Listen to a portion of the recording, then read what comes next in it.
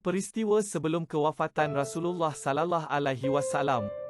Yang pertama, Rasulullah mengajar cara solat jenazah.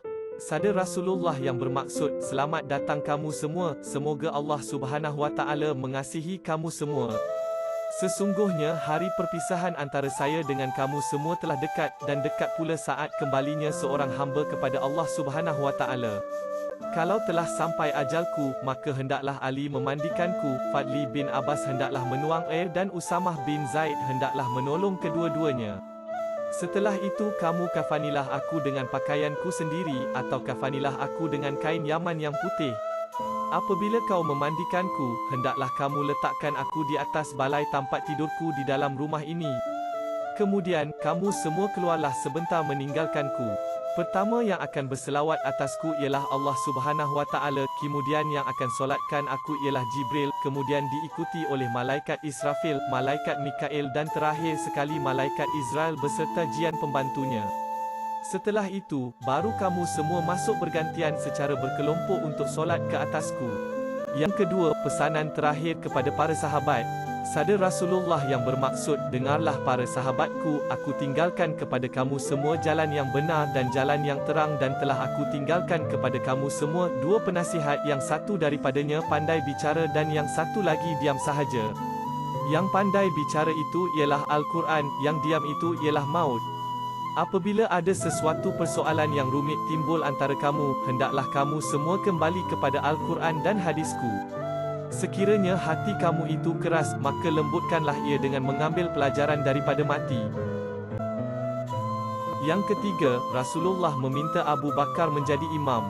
Semasa baginda sakit, baginda tidak mampu untuk keluar bersembahyang bersama-sama orang ramai. Rasulullah bersabda yang bermaksud, "Suruhlah Abu Bakar untuk mengimami sembahyang." Baginda telah menyuruh Abu Bakar sebagai alifahnya penggantinya ketika Rasulullah masih hidup. Aisyah menceritakan bahawa pada mulanya Abu Bakar sendiri menyatakan kurang senang dengan suruhan itu. Aisyah telah menerangkan kepada Abu Bakar bahawa ayahnya tidak sihat, mudah saja jatuh sakit dan suaranya lemah. Apabila membaca ayat-ayat Al-Quran, baginda cepat beremosi, mengenang dan mencurah-curah air matanya. Apa pula tanggapan jemaah lain apabila melihat Abu Bakar menjadi imam, sedangkan Rasulullah masih ada? Tetapi Rasulullah telah menolak alasan-alasan itu. Abu Bakar menjadi imam sebanyak 17 kali semasa Rasulullah sakit kali terakhir. Yang keempat, Rasulullah dipapah ke masjid. Semasa baginda sakit teruk, Rasulullah memanggil Ali dan Fadli bin Abbas, lalu Rasulullah bersandar kepada kedua-dua mereka dan terus baginda dipapah pergi ke masjid. Setelah Rasulullah sampai ke masjid, maka Rasulullah pun bersolat subuh bersama-sama dengan para jemaah. Yang kelima, pesanan akhir, ciuman akhir.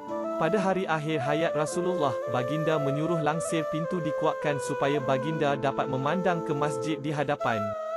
Baginda gembira menyaksikan Abu Bakar mengimamkan sembahyang. Badannya segar sedikit setelah tidur pada malam sebelumnya. Air mukanya cerah, lalu Rasulullah bangun dan pergi ke masjid dengan dipapah oleh Abbas dan Ali. Apabila kembali dari masjid, sakit Rasulullah semakin bertambah.